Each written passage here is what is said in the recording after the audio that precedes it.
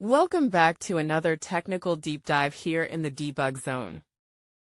Today, we're tackling a big question and breaking it down with insights from other users.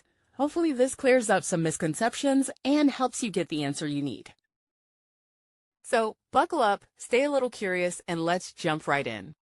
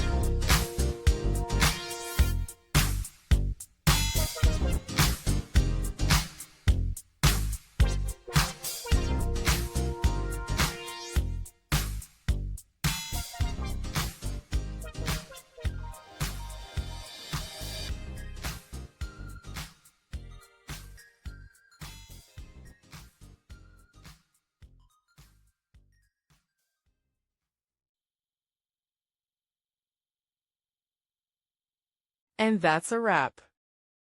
I hope you found the answer you were looking for. If you did, take a second to hit that subscribe button. It really helps out. And let me know in the comments which solution worked best for you. See you next time in the Debug Zone.